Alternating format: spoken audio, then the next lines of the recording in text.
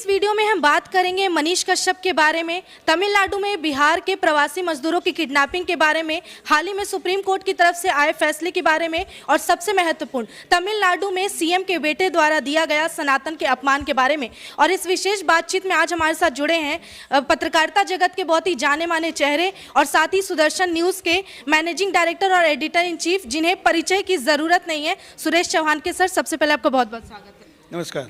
सबसे पहला सर सवाल जानना चाहेंगे कि तमिलनाडु में जिस तरह से मनीष कश्यप पे एनएसए लगा दिया जाता है, उसी तमिलनाडु से हाल ही में खबर आता है कि बिहार के 6 प्रवासी मजदूरों को किडनैप कर लिया गया, वो गिरोह पकड़ा गया है। तो क्या बिहार सरकार उन गिरोह पर एनएसए लगाएगी बिहार में?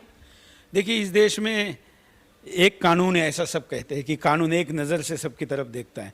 ये बात कितनी झूठ है, ये अगर देखना है तो आपको मनीष कश्यप की केस की तरफ देखना चाहिए कि कैसे एक गरीब माँ के बेटे को एक न्याय, झूठा एनएसए लगाना, जो एक देशभक्त है उसके ऊपर राष्ट्रीय सुरक्षा अधिनियम कानून जैसा कानून लगाना, जो आतंकवादियों के लिए बना है वो एक यूट्यूबर के लिए लगाना, और दूसरी तरफ एक मुख्यमंत्री का बेटा है जिसके नाम में तो उदय है लेकिन वो सनातन के आस्था की बात करता है और उसके ऊपर सर्वोच्च न्यायालय में भी केस नहीं बनता है। मैं भी एक पीड़ित हूँ जो सर्वोच्च न्यायालय के द्वारा हेड स्पीच के ऊपर नियम बनाया गया, उसमें हम लोगों पे भी केसेस होते हैं लेकिन उदय निधि पे नहीं हो रही है। तो इसलिए ये कानून का भी मजाक है। मैं आशा करता हूँ कि जो आज नई संसद बनी है, उस नई संसद में आज गणेश चतुर्थी पे काम प्रारंभ हुआ है, वहाँ पर इस कानून को दुरुस्त किया जाए और मनीष जैसे लोगों को न्याय मिले। एक बात। दूसरी, बिहार सरकार ने राजनीतिक दृष्टिकोण से इस निर्णय की तरफ देखा है और जैसे कि आपने नया अपडेट दिया है, उस अपडेट को देखकर लगता है कि 1 मिनट भी नहीं लगना चाहिए मनीष को छोड़ने के लिए। एक तरफ सर जल्दी में सुप्रीम कोर्ट ने बयान दिया, सीजेआई कहते हैं कि अगर पत्रकारिता फॉल्स रिपोर्ट भी देते हैं तो वो गलत नहीं है, वो अपराध नहीं है। ऐसे में मणिपुर वायलेंस में जो पत्रकार हैं उनको राहत दे दी जाती है, लेकिन मनीष कश्यप पर से एनएसए नहीं हटता। दोहरा चरित्र क्यों? क्योंकि एडिटर गिल्ड वाले हैं, आप समझिए, वामपंथी है और आप लोग राष्ट्रवादी है, तो वामपंथियों के लिए सारे नियम है ना।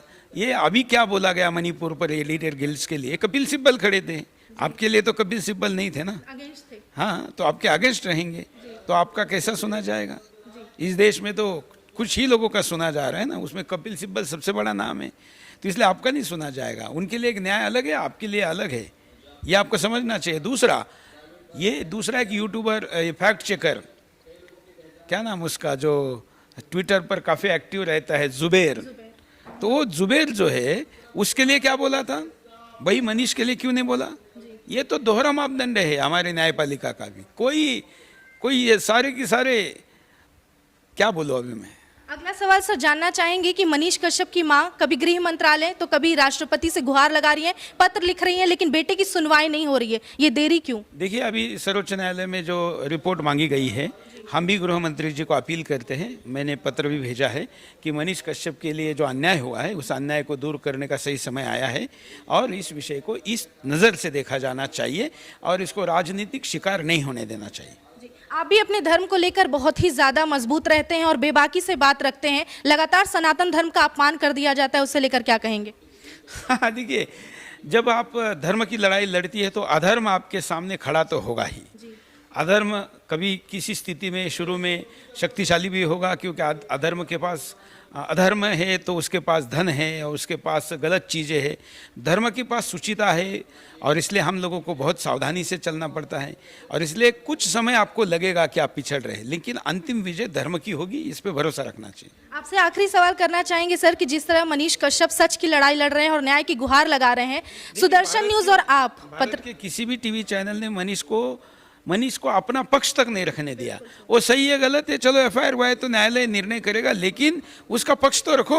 जिसके लिए बिहार में इतने लोगों ने ज़मीन पर आंदोलन चालू किया, किसी ने नहीं रखा, हमने मनीष को जगह दी थी। उनकी माताजी को मैं भी मिला, उनके भाई को भी मिला हूँ और इसलिए हम उन्हीं के लिए भी नहीं, अब मोनू मानी सर के लिए भी हम खड़े हैं, बिट्टू बजरंगी के लिए खड़े थे, अभी बजरंग दल वालों को हरियाणा में मारा गया, हम खड़े।